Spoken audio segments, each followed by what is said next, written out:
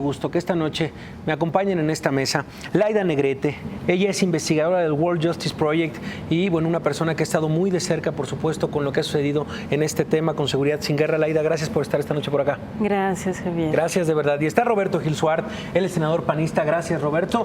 Hemos visto en varios tweets tuyos también el apoyo a la Ley de Seguridad Interior y tu postura.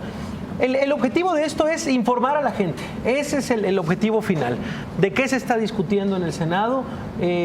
Y me gustaría tal vez empezar por si coincidimos en la descripción o en la definición de Ley de Seguridad Interior.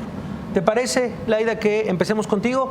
¿Qué es la Ley de Seguridad Interior y qué está en este momento a discusión en el Senado?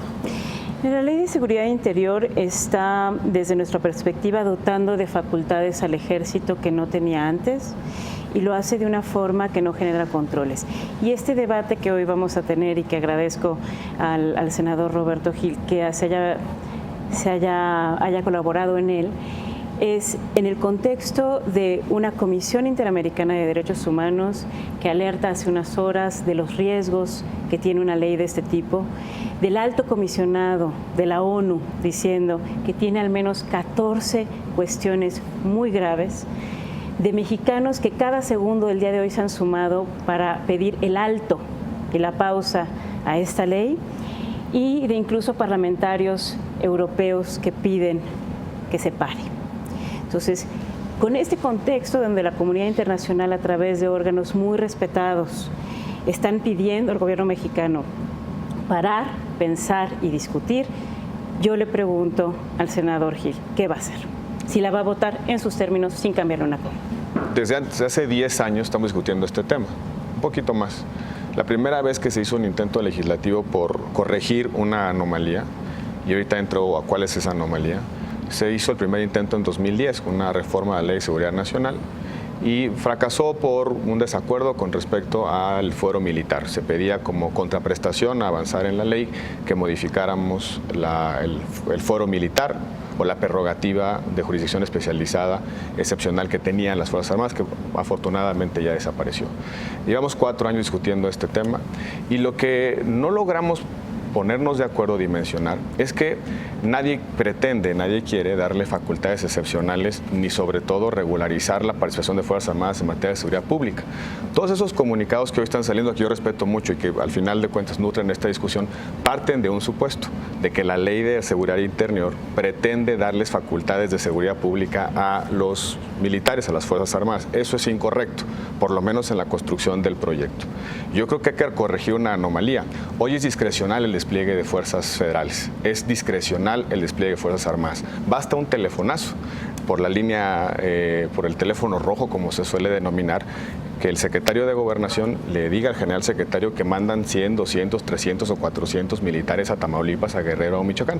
Y no hay un plan de intervención, no hay una racionalidad temporal, no hay objetivos precisos, no hay indicadores, no hay responsabilidades compartidas de la órbita local y la órbita federal. ¿Qué dice el proyecto? Algo muy sencillo, que cuando tengamos un supuesto de los ya previstos en la Ley de Seguridad Nacional, puede participar la Federación a través de sus Fuerzas Armadas. Y no hay en esos supuestos ninguno que se cruce con la órbita de seguridad pública. No hay ninguno que corresponda incluso a la jurisdicción local, por ejemplo. La definición de seguridad interior del artículo 2 es tan ambigua. Pero si está en la Constitución. Que está totalmente empalmada. Y precisamente la ley no la acota, y en el momento en que no la acota se empalma. Por ejemplo, cuando usted dice que no se amplían las facultades, por supuesto que se amplían. Se amplían las de prevención de la violencia. Se amplían aquellas que tienen que ver con la investigación. No encuentro una sola redacción que esté en ese sentido, pero voy a poner un ejemplo muy concreto. La facultad de prevención para efectos de riesgos y amenazas a la seguridad nacional ya está en la ley.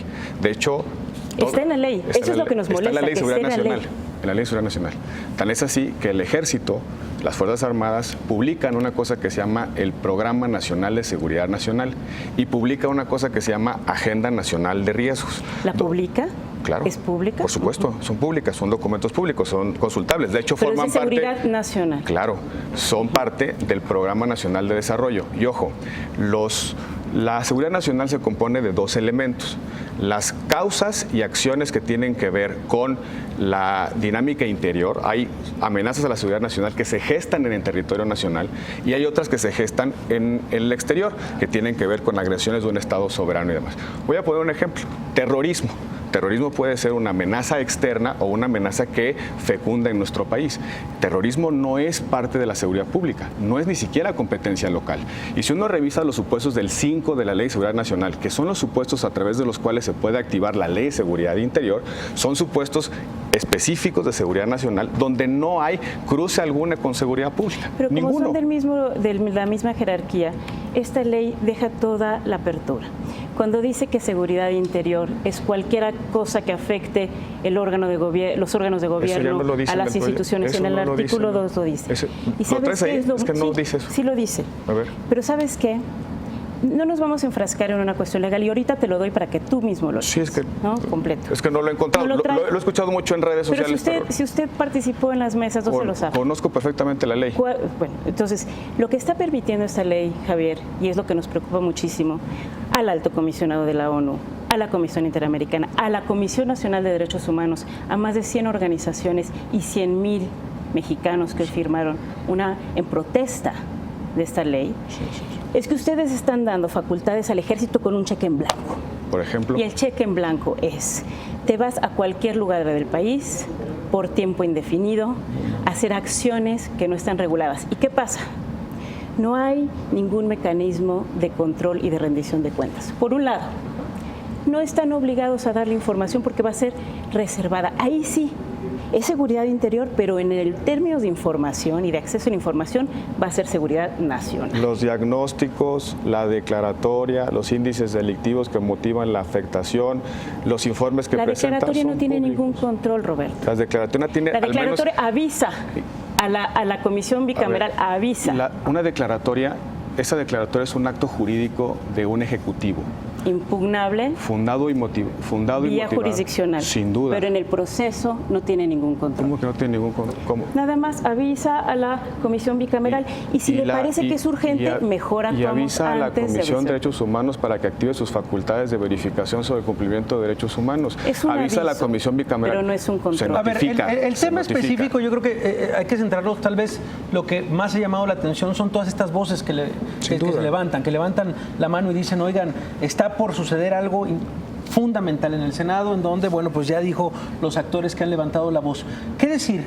¿Cómo escuchan esas voces en el Senado? Esas voces de preocupación. Hemos venido escuchando durante muchos años estas preocupaciones. De hecho, por ejemplo, yo presenté una iniciativa y buena parte de lo que escuché en los foros fueron posiciones que yo llevé a la mesa donde se terminó de discutir este tema. Por ejemplo, mesa, perdón? ¿Qué mesa fue? Una mesa de grupos parlamentarios. ¿No fue en el Senado? Fue en la Cámara de Diputados.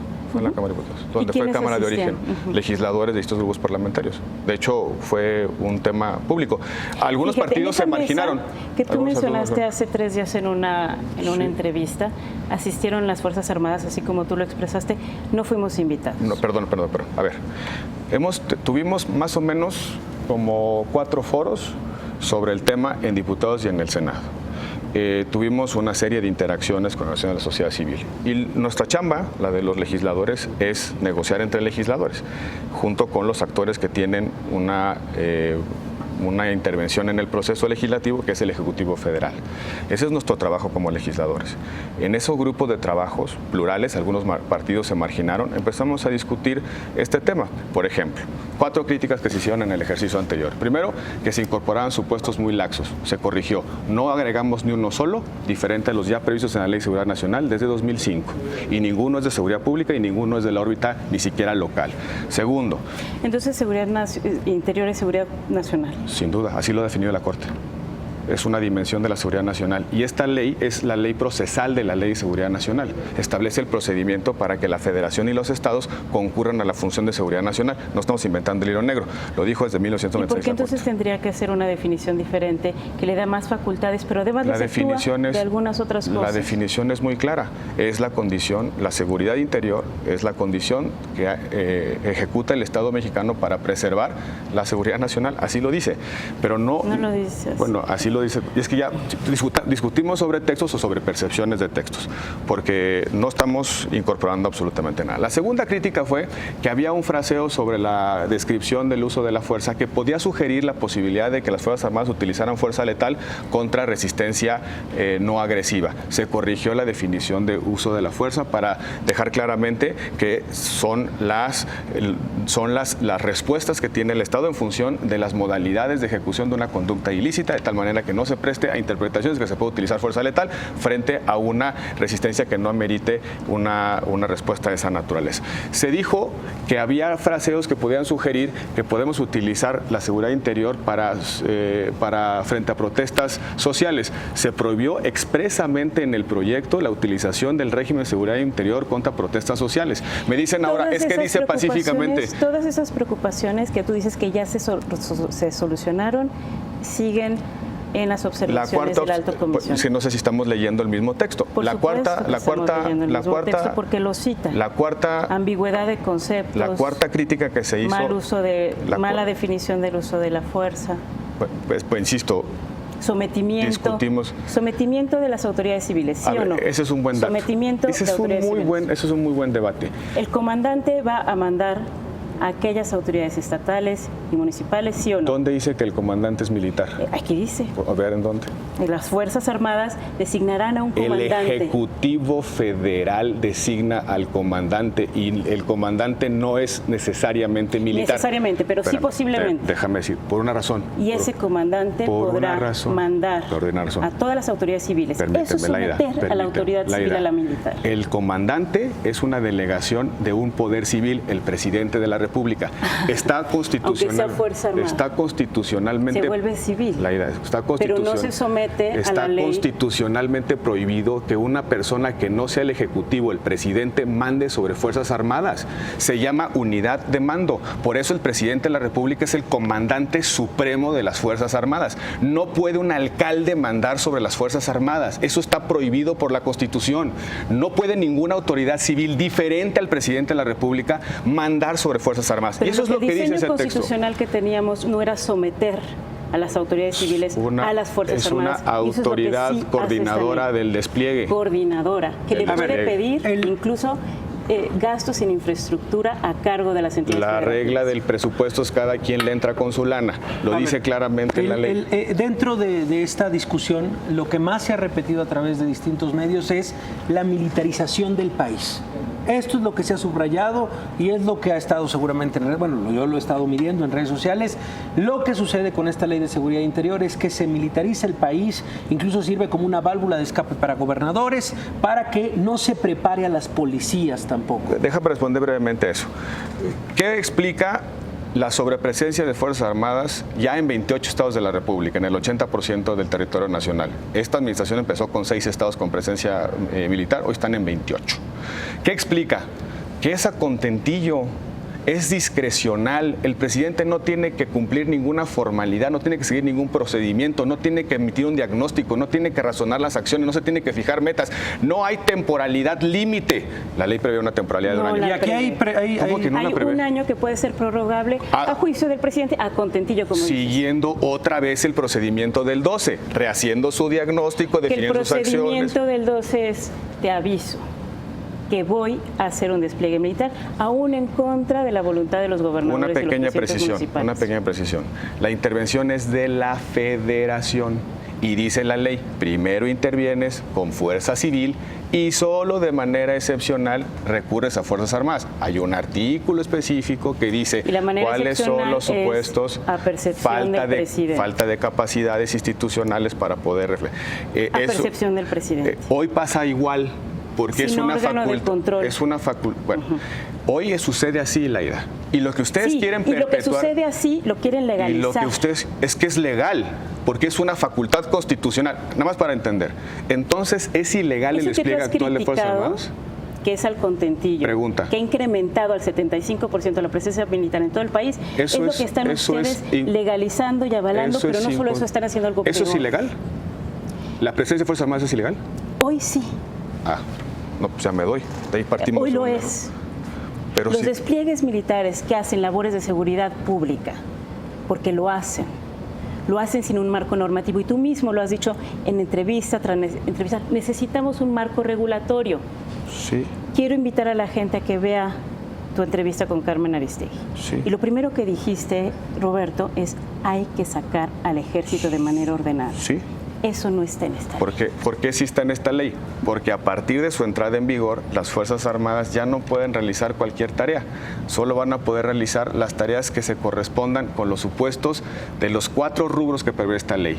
Los supuestos de seguridad nacional, los supuestos de salubridad general, ya está en la Constitución, espero que tampoco controvirtamos eso, los supuestos de emergencia y desastres naturales y los deberes de colaboración que tienen que ver con seguridad nacional. A ver, entonces, al inicio, al entrar en vigor esta ley de seguridad interior, de este 80% pintado de verde del país, ¿habrá un repliegue inmediato? Lo tendrá que haber porque la Federación tendrá que decir en dónde se justifica conforme a los supuestos. No se justifica, perdónenme, porque no cabe en la ley que la Fuerza Armada, la Marina, realice las funciones de policía municipal en Boca del Río. Ni tampoco. Ese es un deseo que no está en la ley específica. O sea, lo que está diciendo es un deseo que es falso. No hay una ruta de salida en la ley. Y tampoco está así definido en ninguna parte de Es que insisto, ¿qué proyecto estamos leyendo? El proyecto que conocimos y además, mira, son 34 artículos. Sí, no está tan difícil leerla. Delgadita. Sí, no está tan difícil. Tan raquítica, por eso es un cheque en blanco, Roberto. Bueno. Porque si querían regular la actuación tan delicada de las Fuerzas Armadas, escogieron solo 34 artículos. Donde además, oye, los abogados decimos que los abogados apostamos a que la simplicidad de las normas es una virtud. No sé por qué una norma muy abigarrada es mejor que una norma muy sencilla, pero cheque en blanco. Bueno, lo hemos podido. Me objetaban de la iniciativa que había algunos fraseos sobre facultades de investigación. De la de Camacho se decía que había la posibilidad de hacer retenes y allanamientos. Tal. Ninguna de eso aparece ahí. Se dice. Labores de inteligencia. No, eso es, qué bueno que sacas el tema. De investigación. Sí. De prevención. Conforme a las leyes vigentes, así lo dice. Y hay una ley que le da facultades al Ejército Mexicano para realizar tareas de inteligencia en materia de seguridad nacional. Es la Ley de Seguridad Nacional. Tan es así. ¿Cómo vamos a saber que fue conforme a la ley vigente si no hay acceso a la información? A ver. Si va a ser todo reservado. Espérame, ¿Cómo lo vamos a auditar? Vamos a distinguir. ¿Cómo vamos a poder impugnar actos administrativos si las exceptúas de la legislación administrativa? Vamos a distinguir. Estás haciendo un régimen de excepción con respecto a otras autoridades que hacen cosas muy similares. A ver, vamos a distinguir. A ver, la inteligencia militar es una facultad, una condición de seguridad nacional. Y qué bueno que los malos no tienen acceso a nuestra inteligencia. Eso no significa que cualquier persona, la entidad federativa o la Comisión Nacional de Derechos Humanos o la Comisión Bicameral de Seguridad Nacional del Congreso de la Unión puedan tener acceso a información relativa a la implementación de la ley. Porque eso se va a evaluar en función de las características específicas de la información. Eso que tú dices que es buenísimo está aceptado. La declaratoria se publica en el Diario Oficial de la Federación. La solicitud. La declaratoria puede ser de 2 párrafos. No puede ser 2 párrafos porque tiene requisitos específicos. ¿Puedes, por favor, traes la ley? ¿Por qué no nos lees los requisitos de la declaratoria? Es más, leamos incluso un pasito antes, los requisitos de la solicitud. Dice la solicitud la aprueba la legislatura del Estado. No sé cómo le vamos a hacer para aprobar una solicitud en secrecía. ¿Puede no ser a solicitud de los estados, sí o no? ¿Puede intervenir el presidente sin solicitud de los estados? Puede hacer el presidente de la República sin solicitud de los estados. Y aunque haya un supuesto requisito, como no hay forma de controlarlo y de impugnarlo, entonces es como si fueran irrelevantes. Los supuestos de intervención todas son materias federales. A ver, todas. A mí me parece que podemos, a ver. Todas. No hay una sola competencia local que sea materia de intervención de la Federación en el marco de esta ley. No es para robo en casa habitación, no es para secuestros, no es para homicidios, no es para extorsión, no es para robo de carteristas. El artículo 5 de la Ley de Seguridad Nacional, que es la base del modelo, establece que son amenazas a la seguridad nacional e interior puntos. Y de estos 4 desagregas el 5 de la ley y es terrorismo, producción y comercialización de armas químicas, resguardo de instalaciones estratégicas, Pemex-FE, delincuencia organizada. Delincuencia organizada, dijiste que secuestro no, delincuencia organizada no. ¿Secuestro sí o no? Delincuencia organizada es una modalidad de ejecución, Laida, no es un delito. Exacto. Es un delito. Y entonces son muchos delitos. Sí. Son muchos delitos. Nada más que, a ver, sí. En la modalidad de delincuencia organizada. Nada más. Ahí es una apertura al foro común, perdóname. Bueno, no, a ver, nada más que para que haya una conducta, lo sabes bien, Laida, que se califique como delincuencia organizada para traerlo al régimen federal, ¿se requiere un acto de la federación o no? Sí, y este va a ser un acto de la federación, ellos van a poder determinar eso. Porque ya trajo a su conocimiento la responsabilidad de delincuencia organizada.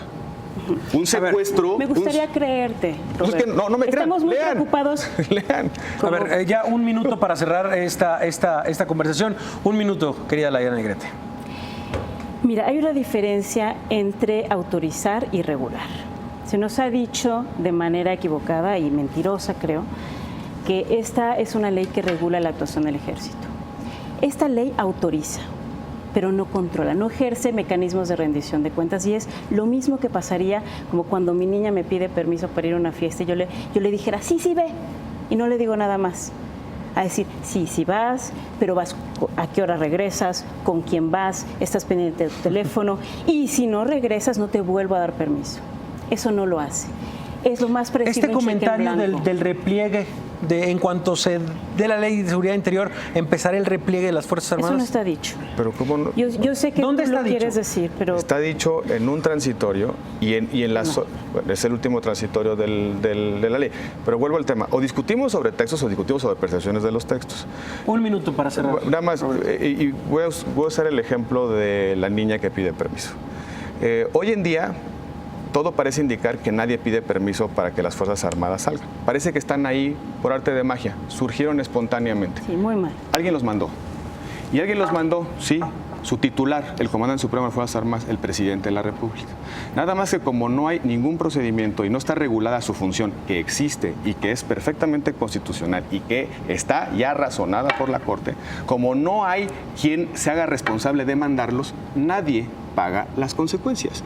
Si un militar se equivoca en un operativo, es culpa del militar, pero nadie se preocupa ni se pone a preguntar quién determinó que estuvieran ahí y para qué. Lo que dice esta ley es, si vamos a sacar Fuerzas Armadas a la calle, son sobre supuestos específicos, sobre objetivos claros, sobre acciones razonadas perfectamente bien, con obligaciones corresponsables en la ejecución e incluso con un plazo definido, que es controvertible ante los tribunales y que también es controvertible ante las instancias de protección de derechos humanos. Solamente eso. Y la Comisión Bicameral de Seguridad Nacional tiene atribuciones. Que si hay una diferencia entre estados y municipios a propósito de la intervención, uno u otro, estados, municipios y federación, uno u otro puede ir a la Corte a decir, ¿sabes qué? Aquí te pasó de lanza, la federación no debió de haber entrado. O si el estado solicita que la federación venga a hacerse cargo de un problema que le corresponde a la federación y la federación no le contesta, que el estado pueda ir a la Corte a decir, éntrale porque es tu chamba. Lo que estamos tratando de romper es el círculo vicioso en el cual los estados no generan capacidades propias porque para eso están las Fuerzas Armadas. Eso es lo que es el modestísimo propósito de esta ley. Esta ley no sirve para reconstruir a las policías. Esta ley no sirve para traer fiscalías autónomas, independientes, profesionales y confiables. Esta ley no sirve para tener sistemas de justicia verdaderamente eficaces y eficientes. Esta ley tiene un modesto propósito, que la función de desplegar Fuerzas Armadas en el país no sea a discreción, a contentillo y desde la oscuridad de la irresponsabilidad del presidente de la República. 3 votos necesita esta ley polémica. El PRI necesita 3 votos. Tú se lo vas a dar. Va a tener un poco más. Tú se lo vas a dar. Por supuesto, soy autor de las iniciativas, de varias de las iniciativas. Bueno, y voy pues a dar también el debate, Laida. Pero ese es el tema de fondo. Esta discusión no puede ser por percepciones. Si estás con nosotros, eres bueno. Y si estamos... Sí. Bueno... Me encantaría estar equivocada. La Comisión Interamericana, la Comisión Nacional, la ONU y 100 organizaciones de sociedad civil que llevamos 20 años estudiando este tema y los 100,000 mexicanos que hoy firmaron la petición. Yo les digo, Laida, todas esas expresiones son muy respetuosas, son muy respetables, pero hay un pequeño problema. Empiezan con una frase. No deben las Fuerzas Armadas participar en tareas de seguridad pública. La comparto. No dijimos eso, dijimos queremos que las fuerzas vayan de salida de forma ordenada. Laida, Ese es el no punto de pueden partida irse y queremos las discutir. Fuerzas Armadas, no pueden irse, tienen tareas permanentes. Cerramos con esto. ¿Quién es la Policía Marítima? Cerramos con esto, mira, se puso tan bueno esto que en realidad, mire, él empezó sentado allá y Laida Negrete empezó sentada allá y nosotros terminamos, vaya, como nada más nos faltó por acá una mesita más, acompañados, La próxima vez invitan media café luz. o algo, ¿no? Pero gracias, Laida Negrete, por estar por nosotros por acá. Gracias, de verdad, Laida. Gracias, Javier. Gracias, Roberto Gil. Gracias. Es una discusión necesaria.